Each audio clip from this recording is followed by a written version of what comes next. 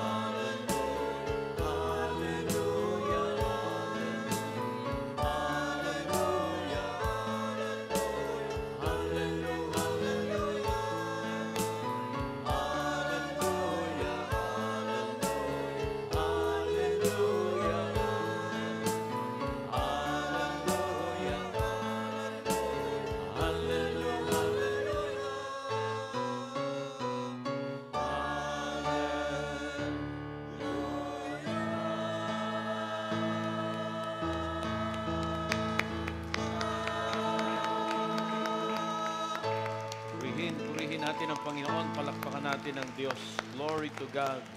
Glory to God. Glory to God. Palakpakan natin ang Diyos na buhay. Glory to God. Praise the Lord. Buksan natin Ebanghelyo ng Panginoon ayon kay San Mateo, Matthew chapter 20, verses 1 to 16. Ang kaharian ng langit ay may tutulad sa isang taong lumabas ng maagang-maaga upang humanap ng manggagawa para sa kanyang ubasan. Nang magkasundo na sila sa upa na isang salaping pilak sa maghapon, ang manggagawa ay pinapunta niya sa kanyang ubasan. Lumabas siyang muli ng mag-alas 9 ng umaga at nakakita siya ng iba pang tatayo-tayo lamang sa palengke. Sinabi niya sa kanila, "Pumunta din kayo at magtrabaho sa aking ubasan at bibigyan kayo ng karampatang upa."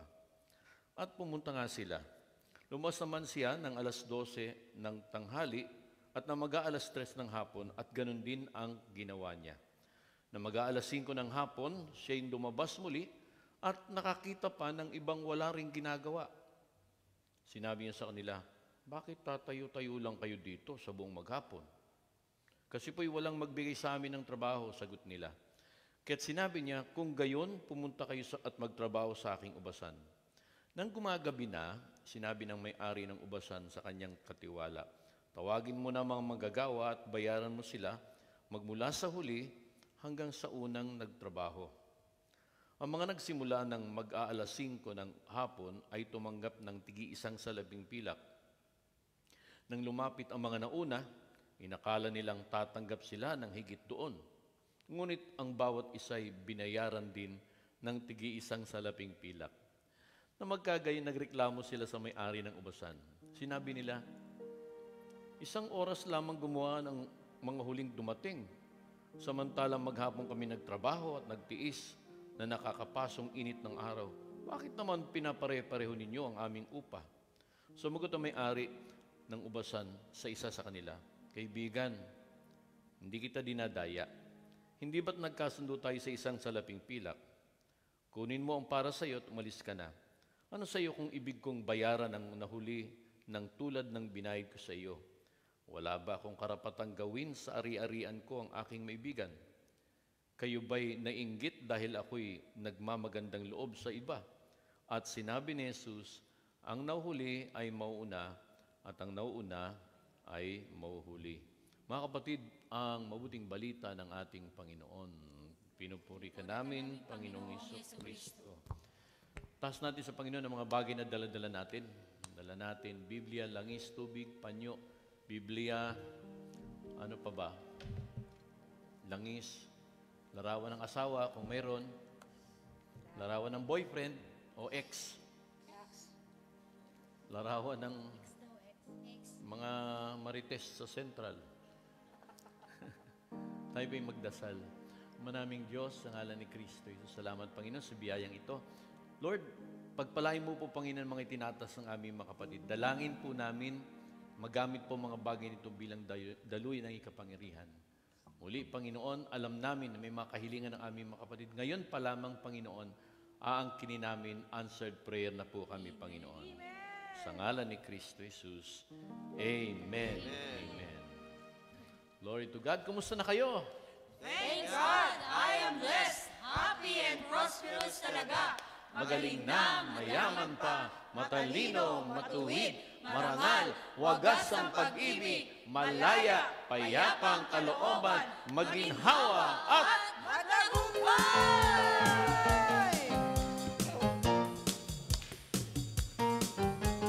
Thank God, I am blessed, happy and prosperous talaga. Thank God, ako'y mayaman at matalino pa. Thank God, ako ay marangal at matuwid na. Thank God, happy. Amen. pag-ibig ko'y wagas na. Thank God, I am blessed, happy and prosperous talaga.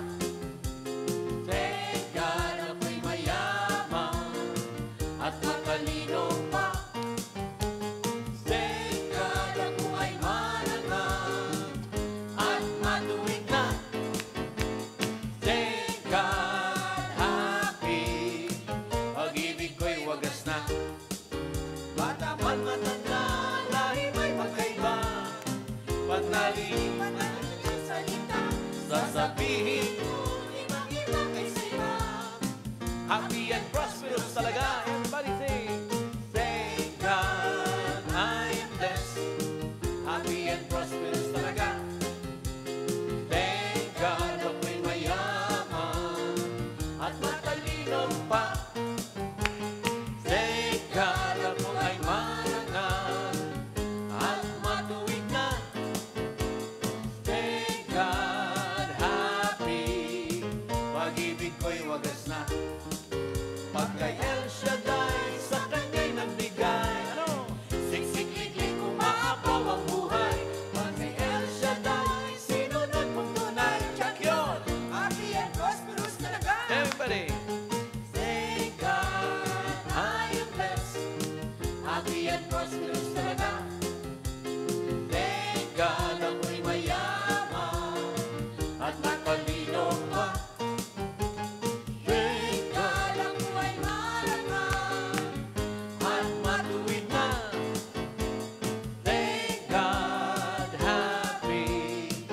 pag-ibig ko'y wagas na. Thank God, I am blessed, Happy and prosperous talaga. Thank God, ako'y mayaman at matalino pa. Thank God, ako ay marangal at matuwid na. Thank God, happy, pag-ibig ko'y wagas na. Happy and prosperous talaga. Happy and prosperous talaga. Thank God, I am blessed, happy and prosperous talaga. Magaling na, mayaman pa, matalino, matuwid, marangal, wagas ang pag-ibig, malaya, payapa ang kalooban, maginhawa at matagumpay. Amen. Glory to God. Glory to Christ. O, pwede na kayo maupo, mga kapatid. Ay, 2 weeks na ako rito sa Hong Kong. Magto 2 weeks ako sa Sabado. No? 2 weeks. No? Anyway, hopefully, kung anong plano ng Diyos, no? Kung ako'y magtagal or bukas, uwi na, well, ano ang plano ng Panginoon? Glory to God. Ang tanong natin, mga kapatid, sa ating ebanghelyo, sino ba dapat masunod? Sa isang driver, sumasakay kang taxi, di ba? Dito kasi, talagang nasusunod yung driver. Pero sa totoo lang, sino ba dapat masunod? Driver o pasahero?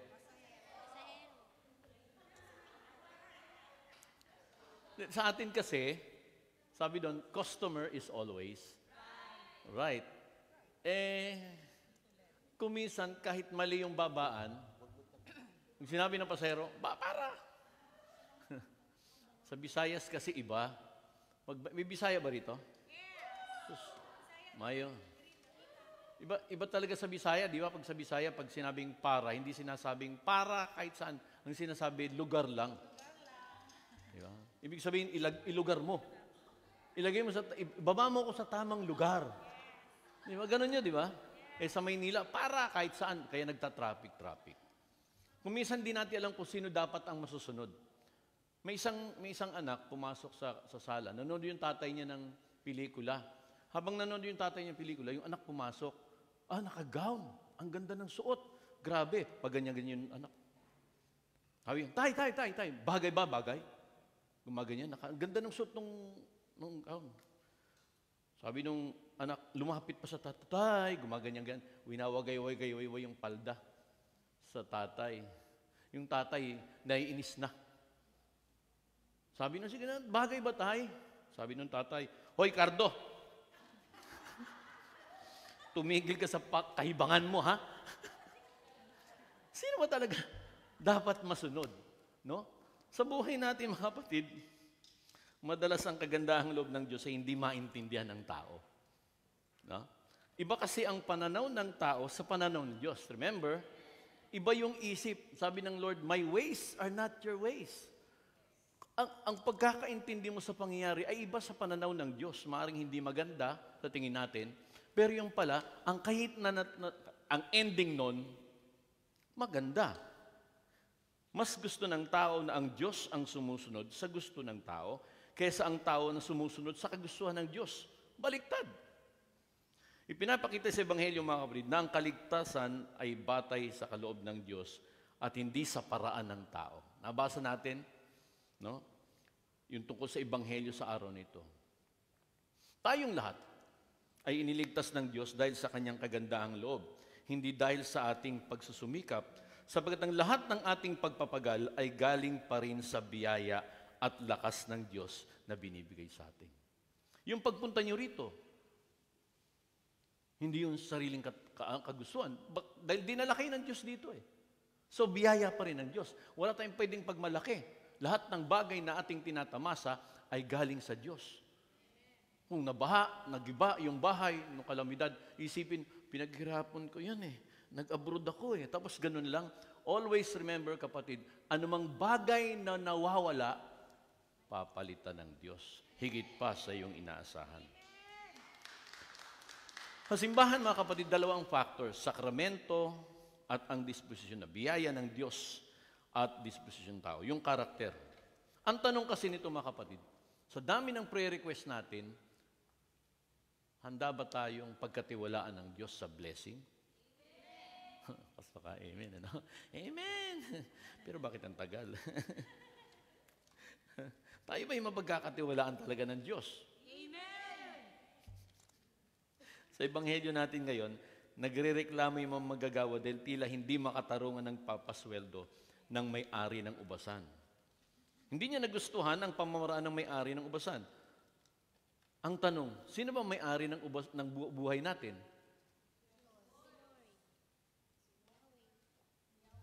Ang kwento, manggagawa. Yung unang manggagawa, o kasunduan natin isang dolyar.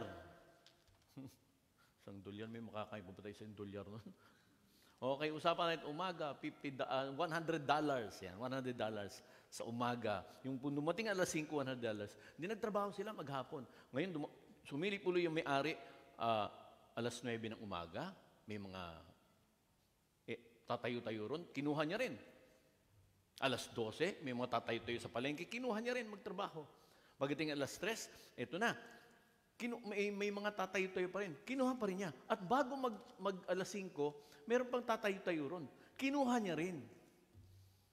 Ngayon, nung magbayaran na, lahat yung nahuli, binigyan ng 100. Sabi nung mga nauna, tsak, pag sinweldohan tayo dahil matagal tayo, $100 din. Hindi. Ang binigay sa kanila, yung napagkasunduan, no $100. Ang sabi nung manggagawa, bakit ganon unfair? Ang tagal namin dito. Nagbilad kami sa araw, tapos $100, di ba dapat higit doon? Sabi nung may-ari, sino bang may-ari? Sino bang may karapatan sa kayamanan? Kuminsan mga kapatid, iniisip natin sino bang dapat masunod sa atin. Hindi dapat tayo nagrereklamo sa anumang paraan ng gusto ng may-ari sa ating buhay. Tumating ako rito last Saturday ng 1. So, binigyan ako ng 2 weeks. Isipin mo, mag-extend o hindi mag-extend? Kung mag-extend, para bang, naku, matatagalan, ang dami kong bayaran sa Maynila. Kung hindi naman ma-extend, naku, mukhang makakatulong pa naman. So, sino nga susunod? Hindi tayo, kundi ang kagustuhan ng ating dakilang Diyos na buhay. Kailangan natin, mga kapatid, ay manalig. Hindi tayo magreklamo. Huwag tayo magreklamo kasi tayo ay dinadala ng Diyos sa isang lugar. Maaaring ang tagal ng visa mo. May yung kasama nga natin sa flat. Andiyan ang employer niya. Tinatawag-tawagan na siya. Kaya lang ang problema, wala pa siyang visa. Sabi ko, bakit di ka pumunta? Mahirap naman yung Brad. Kung mahuli. Mas mahirap. So, sumusunod siya sa patakaran. Kasi tayo, ay mga Pilipino, hindi naman lahat, pero kadalasan, mas sinusunod natin yung kalakaran kaysa patakaran. Ganun talaga sa amin sa gobyerno. Huwag na natin pansinin, ganun talaga sila. Kalakaran na. Pero mali. Iba yung kalakaran sa patakaran. Pero sa gawain ng Panginoon, mga kapatid, hindi tinitingnan yung tagal ng serbisyo sa gawain, ito'y batay pa rin sa kalooban ng Diyos. Maaring matagal sa gawain, pero wala naman masyadong nagagawa. Or, may iba naman, maiksing panahon pa lang naging manggagawa, pero marami naman siyang naitulong sa ubasan. Parang ganito Pag may isang bata, kinuha ni Lord, namatay. Anong sabi natin? Bakit ganun? Ang bata pa. Bata-bata pa niya para mamatay. Ganun ang sinasabi natin. Ngayon, may tao naman, matagal ang buhay. Pag nakita natin, buhay ka pa pala. Diba? Bakit tayong magre-react ng ganun? Samantalang hindi naman tayong nasusunod. Tanging Diyos lamang.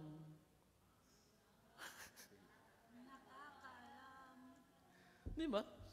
Ang buhay ay hindi batay sa ating tagal, sa ginagawa, kundi ito'y nasa desisyon pa rin ng Diyos.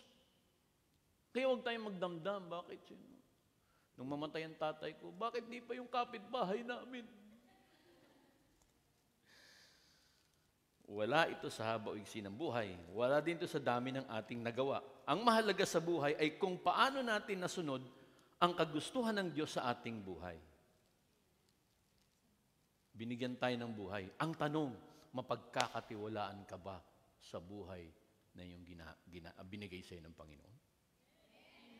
Oy, well, kung mapagkatiwalaan, dapat ang ginagawa mo ayon sa kalooban ng Diyos. Kung nais mo pagkatiwalaan ng Panginoon, may mga dapat tayong gawin upang lalo tayong pagkatiwala. Hindi lang ng buhay, kundi ng mga biyaya ng ating dakilang Diyos na buhay. May biyaya ang Diyos. Hindi naman tayo binibigla ng Panginoon. Dahil kapag binigla tayo ng blessing ng Lord, malamang himatayin tayo. Unti-unti lang tayong binibigyan ng Lord. Sino rito ang mga byuda? Hallelujah. Yan, mga byuda. Mahirap ka negosyo mga byuda. O kasi kakampi nila ang Diyos. Huwag na huwag mong dadayain ang mga byuda. Yari ka. Kaya nakakatakot pag naaway mong byuda. Lalo pag nag-init ang ulo, mukhang tigre. Pero, hindi naman lahat ng byuda mukhang tigre. Ang punto ko lang is, malakas, lalo anak ni Elsaray, malakas ang loob niya. Bakit? Lamang siya dahil sinasamahan siya ng Diyos. Pero hindi ko sinasabing mangarap kayo maging byuda. Ang sinasabi ko lang, may mga byuda ang byuda talaga. Ano dapat natin gawin? Una, tanggapin natin ang pinagmumulan ng grasya ng Diyos. Na ang pinagmumulan ng grasya ay ang Diyos. Lahat, everything. Yung trabaho mo galing sa Diyos. Yung mga anak galing sa Diyos. No? Maging mga kaibigan natin, dinadala sa atin ng Diyos yung mga kaibigan natin, hindi para tayo i-chismis. May mga kaibigan, mahirap kasi, mabuting kaibigan, masamang kaaway. Kasi alam niya lahat. Pero binibigyan tayo ng Diyos ng mabubuting kaibigan para kung ano man mangyari, may tatapik sa iyo, huwag kang mag-alala. Hindi ka pababayaan ng Panginoon. Di ba? Kung may magdala man ng mga masamang ugaling kaibigan, may dahilan din ng Diyos. Baka may pinatatanggal sa iyo ang Panginoon. Yung pagiging masungit mo.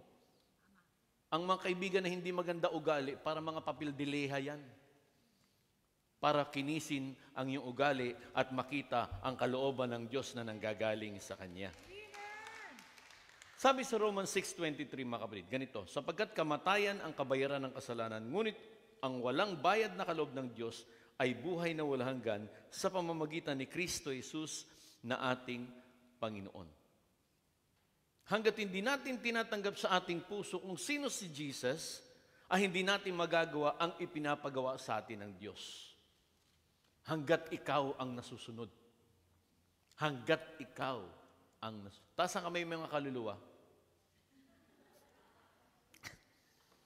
Lahat tayo may kaluluwa. Actually, tatlong bahagi tayo. Merong spirito, may kaluluwa, at laman. Sa atin, pag tinitingnan kayo, hindi mo nakikita yung dalawa, yung spirito at kaluluwa. Pero yung katawan, kitang-kita mo. But then, itong kaluluwang ito yung nagbibigay ng emosyon. Ito yung nagagalit, ito yung naiinis, ito yung natutuwa, yung kaluluwa. Ikaw ay kaluluwa. Buhay na kaluluwa. Di ba? Anong ibig sabihin ng SOS? Save our souls. Di ba? Save our lives. But SOS, save our soul. Ibig sabihin, pag nanganganib ka, tumatawag ka para iligtas ka. Ang soul ay, other words, is yourself. Kung ang emosyon mo ay, ang kaluluwa mo ay masyadong apektado, maramdamin ka, hindi ka, magagalitin ka, may problema ang kaluluwa. Pag nagtatanim ka ng galit, may problema ang kaluluwa.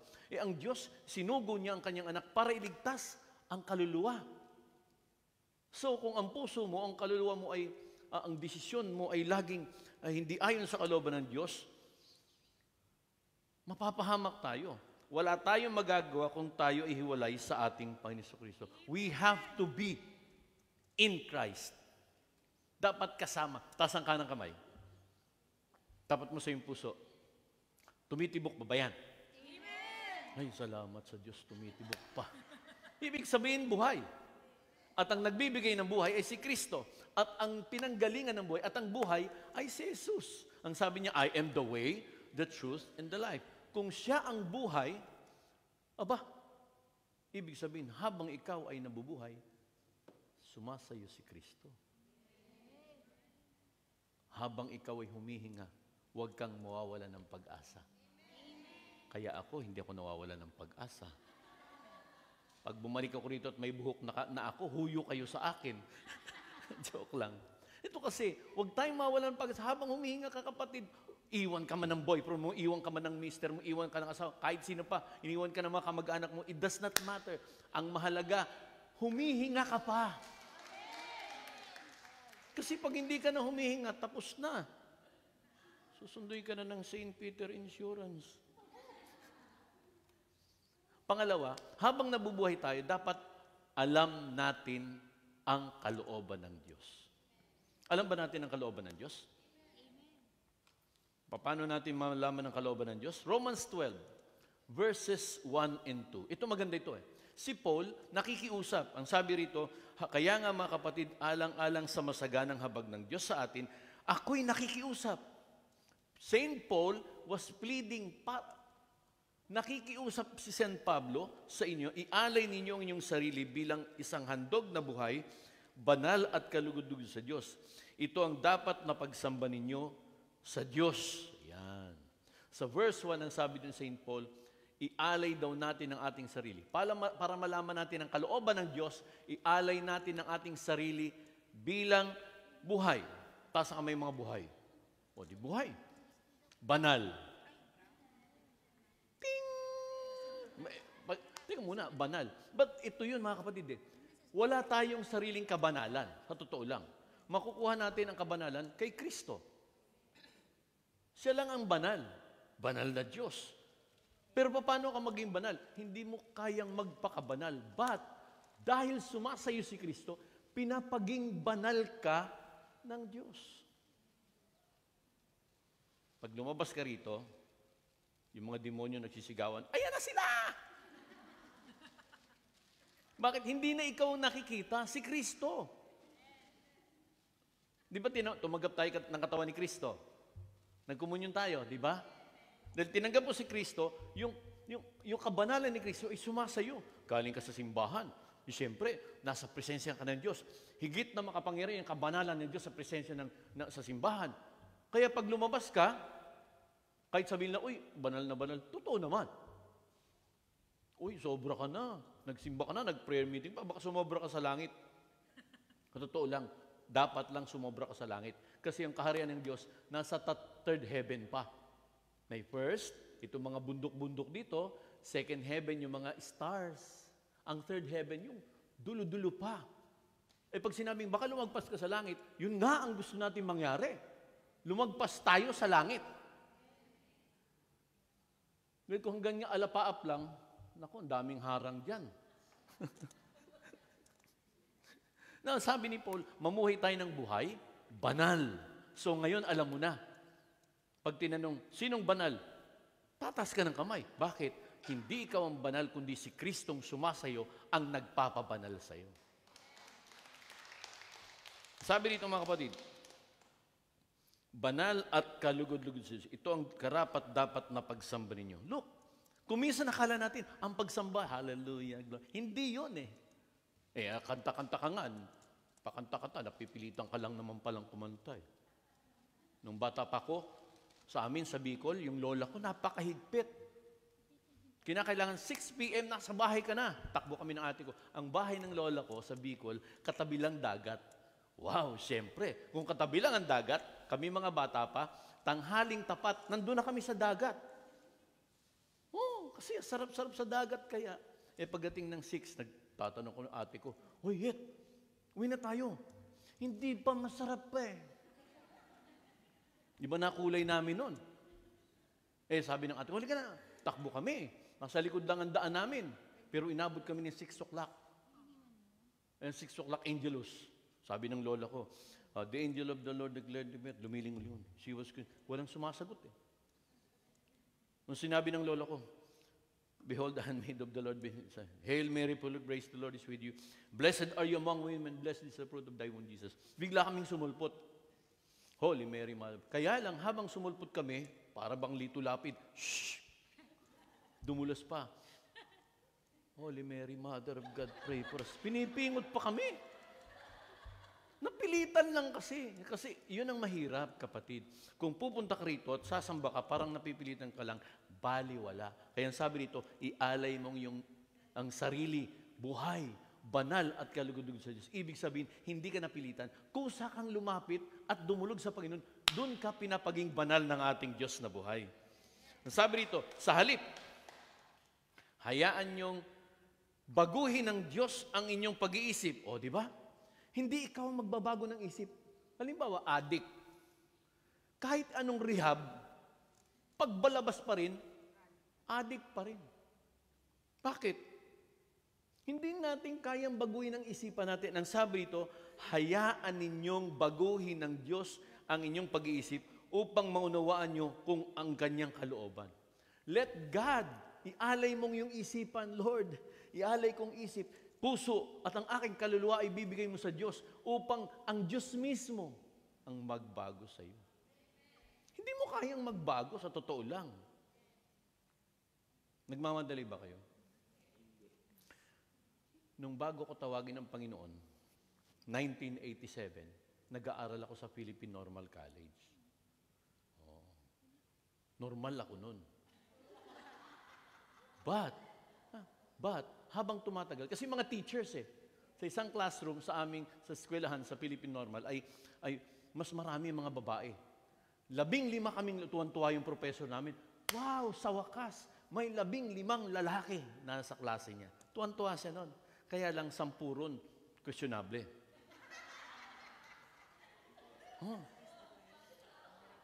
Ang problema, 15, 10, questionable. Yung 5, okay na sana. Bumigay pa yung isa. Kasi yun ang nakakasama mo.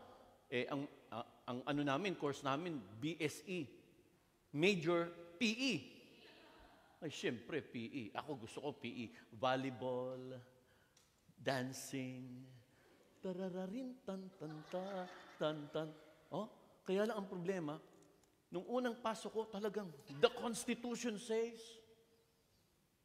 second year college.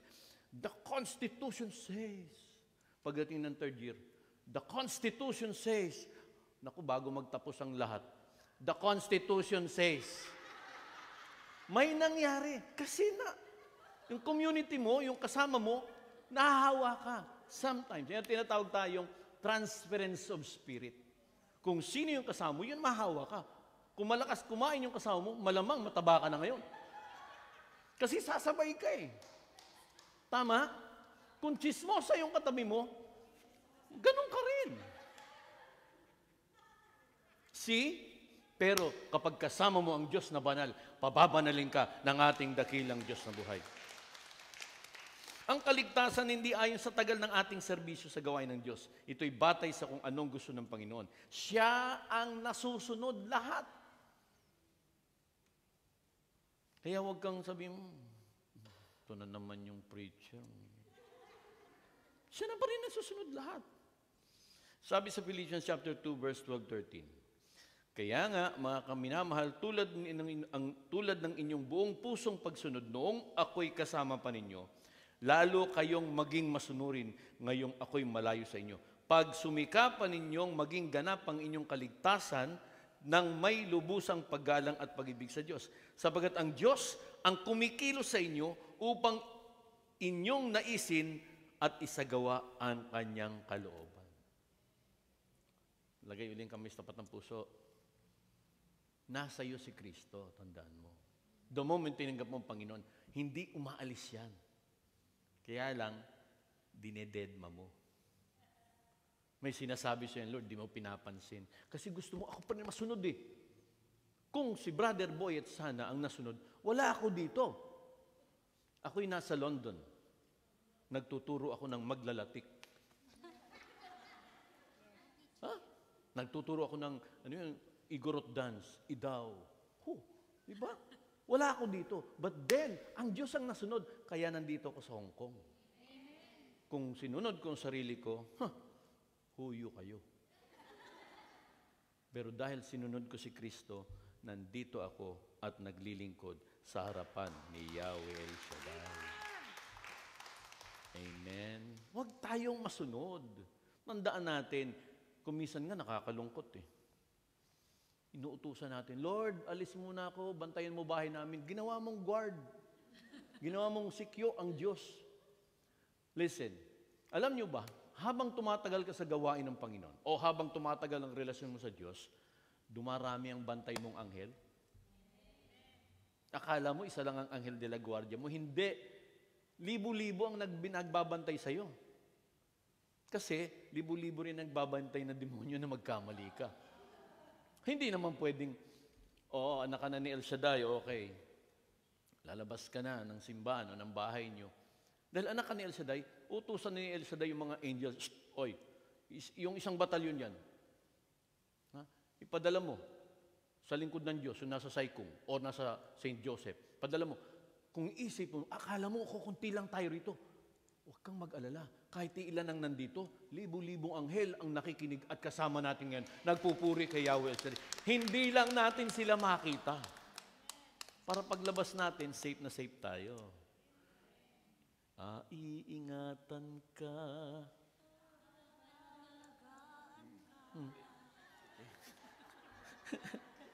Diba? Pag pumunta ka sa labas, maraming tukso, maraming hindi. May bubulong-bulong sa'yo. Kalimutan mo muna yung preacher ng kalbong yun. Dito muna tayo sa Central, magpekwa tayo, masaya dito. Magpagulong-gulong tayo sa damo. Problemahin yun. Pansinin mo yung kalbong yun. Paano ang pinagpalay, wala nga buhok? Ganon, sisiraan. Pero ikaw naman, anak ni El Shaddai, hindi, next Wednesday pupunta pa rin ako. Hindi lang yun, mag-aakay pa ako ng 3. Diba? Kaya hindi ikaw masusunod. We come and go, kami mga preachers, we come and go. Yung papalit sa akin, huwag kayong mag-alala, kalbo rin. Kasi, hindi mo alam, bukas, ngayon, nandito ka sa Hong Kong. Next month, nandun ka naman sa Japan. Parang natulog ako sa Maynila, nagising ako nasa Hong Kong.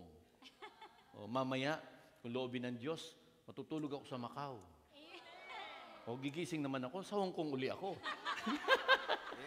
Ganun lang yun, di ba? If you hindi ikaw nagmamayari, sumunod ka lang. Sumunod ka lang sa Diyos. Bako sino-sino namang sinusunod. And finally, tayo na tayo.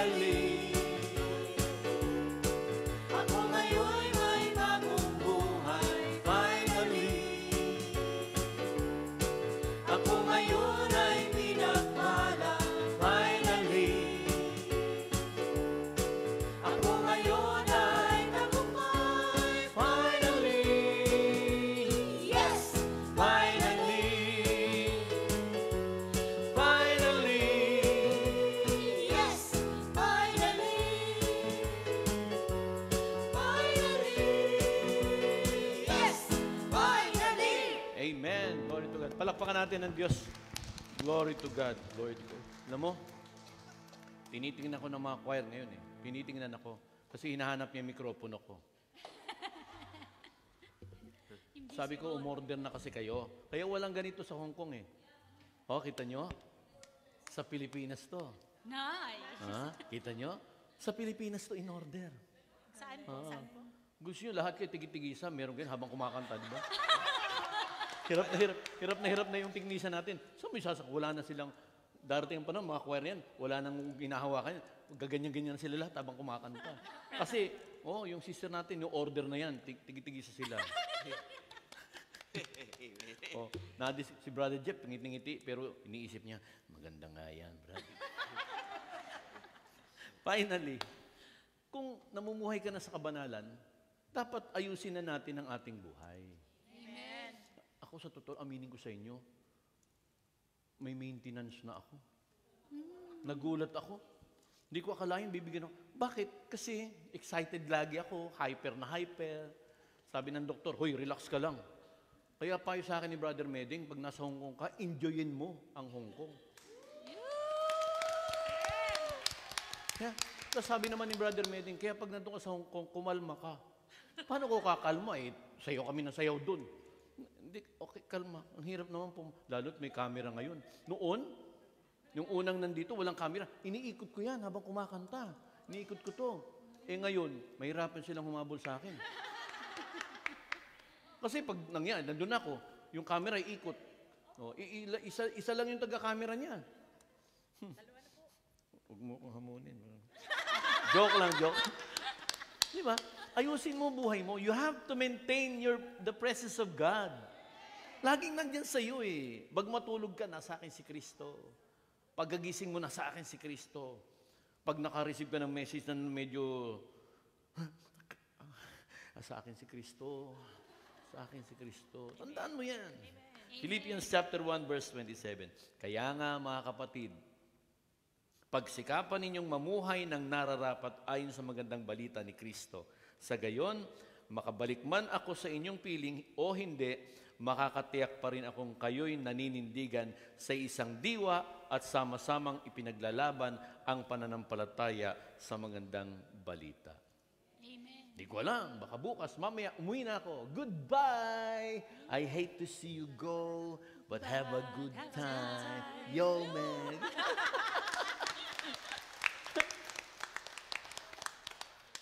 Kaya may bago tayo. Sabi niyo, ba't ganitong preacher na to? Kunti na lang, magbubudots na. Ano? Ganito lang tayo masaya. Enjoy mo lang ang buhay. Amen. Ilang taon ka na, Iha? May asawa na? Nasaan nandun? Chismoso? Mariosep. Ha? Soon. Coming soon. Girl, nakatalaga na pala. Girlfriend ng anak nyo? Hallelujah. Sana all. Sana all. Uy, sa totoo lang, binibiro-biro natin yung word na sana all. Isang word ng inggit yun. Uy, sana all. Oo. Nakakita ko sa saykong lalaki, mahaba buhok. Sabi ko, sana all. Sana all may... Pero hindi. Let's be happy. Kung ano meron ka. Kung wala, di okay lang. Libre. Libre shampoo. Okay. Madalas kasi mga kapatid, pinasusunod natin ng Diyos sa gusto natin. Huwag nating utusan ng Diyos. Huwag kang hihingi ng kotse kung hindi ka naman marunong magmaneho. Tama. Driver muna. Huwag kang hihingi ng asawa kung hindi ka naman marunong magmahal at umunawa. Tama. Hingi ng apam. Hindi mo naman maintindihan lingwahe niya. Yes, okay, okay. Yes ka ng okay, okay. Yes ng yes, okay ng okay. Hindi pwedeng, siyempre kinakailangan dapat maintindihan mo. Maunawaan mo siya. Paano ibang kultura? Yes. Napangasawa mo, hay, aranon niya, hay. Mga ganun. Sabi mo, hay, di tinabas ka, tapos na. Kung magmamahal ka, dapat marunong kang mag-aasawa, dapat marunong kang magmahal at umunawa. Ha? Huwag kang hihingi ng malaking bahay kung yung kwarto mong maliit ay magulo. Amen. Oh, di ba tayo umuwi tayo? Pagod na ako, hubad tapon. Hubad tapon. Bahala na si Inday. Kagalingan. Huwag kang hihingi ng kagalingan kung hindi ka naman nagpapatotoo. Amen. Lagi kang magpatotoo. Ako, sa hapong ito, naniniwala ko, lahat tayo may himala eh. May hinihingi akong himala. Kung may hinihingi akong himala, tayo lahat tatanggap ng himala. Lumapit tayo sa tunay na Diyos. At ang tunay na Diyos ay si Kristo Jesus. Lagyan natin kamay natin sa tapat ng ating puso. Pikit natin ating mga mata. Dudulog tayo sa tunay na Diyos. Lalapit tayo sa Kanya. Siya lamang ating inaasahan. Wala nang iba.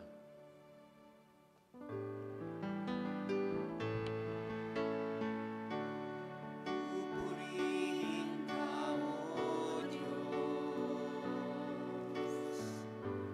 Ang aming alay ay pagsamba. Kalwalhatian, buong karangalan, kapangyarihan mo'y walang katulad. Pupurihin ka, O Diyos. Ang aming alay ay pagsamba. Kalwalhatian, buong karangalan, kapangyarihan mo'y walang katulad. Ikaw ang tunay na Diyos, Ika'y walang katulad, Ika'y nag-iisa, Ikaw lamang, wala nang iba. Sa'yo ang aming awit, dinggin ang aming tinig, isisigaw sa buong mundo.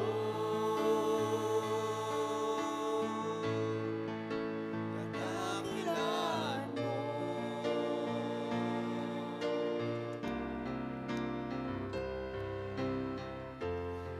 Pupurihin ka, O Diyos.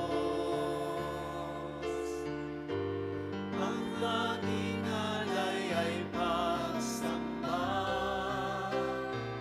Kalwalhatian, buong karangalan, kapangyarihan mo'y walang katulad. Ikaw ang tunay na Diyos, Ika'y walang katulad, Ika'y nag-iisa, Ikaw lamang, wala nang iba. Sa'yo ang aming awit, dinggin ang aming tinig, isisigaw sa buong mundo. Ikaw ang tunay na Diyos, Ika'y walang katulad, Ika'y nag-iisa, Ikaw lamang, wala nang iba. Sa'yo ang aming awit, dinggin ang aming tinig, isisigaw sa buong mundo. Isisigaw sa buong mundo. Isisigaw sa buong mundo.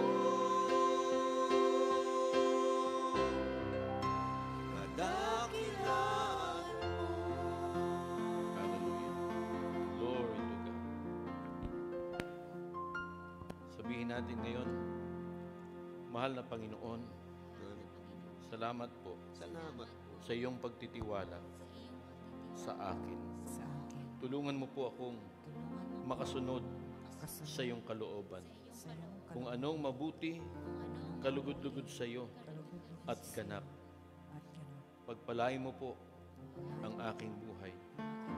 Muli, binubuksan ko Binubuksan ang aking puso ang aking puso. Tinatanggap kita Tinatanggap bilang Panginoon, bilang tagapagligtas, tagapagligtas, manunubos ng aking buhay.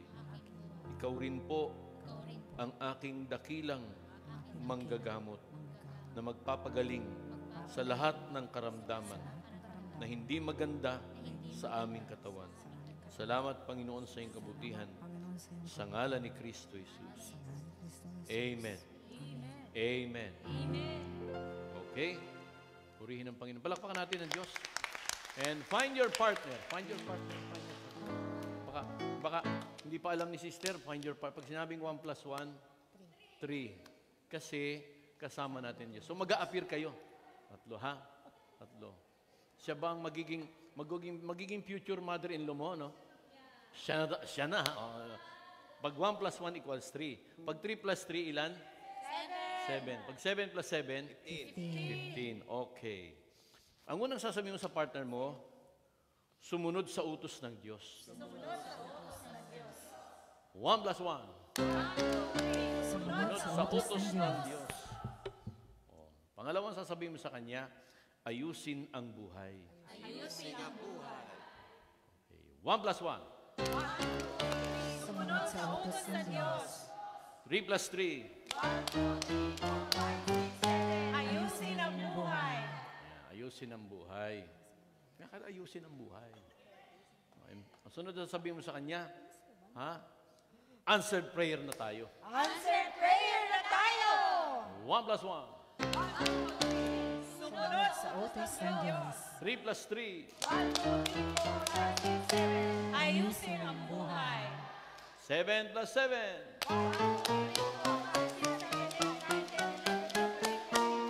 Answered prayer na tayo. Amen. Ngalan ng Ama, Anak, at Espiritu Santo. Amen, amen. God bless us all, mga kapatid. Maraming salamat, Panginoon.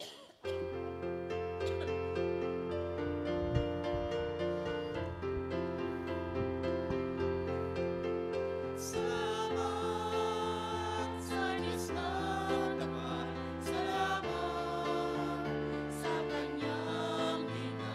Salamat, ibinigay niya si Jesus Cristo. Salamat sa Diyos na tapat. Salamat sa Kanyang hinga. Salamat, ibinigay niya si Jesus Cristo. Ang Diyos, ang mahina ay lalakas, ang dukha ay mayaman, nang dahil sa pangangamahan ng Diyos. Ang Diyos, ang mahina ay lalakas, ang dukha ay mayaman, nang dahil sa pangangamahan ng Diyos. Salamat,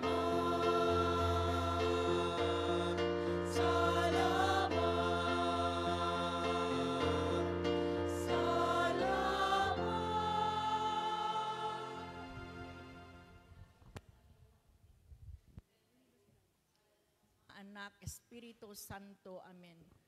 Siyang naghahangad ng pagkupkup ng kataas-taasan at nananatili sa kalinganyong makapangyarihan. Makapagsasabi sa kanyang Panginoon, mukat tahanan. Ikaw ang aking Diyos, ang Diyos na tangi kong pinagtiwalaan. Ikaw ililigtas niya sa panganib sa umang nabitag. At kahit anumang mabigat na salot, di ka magdaranas.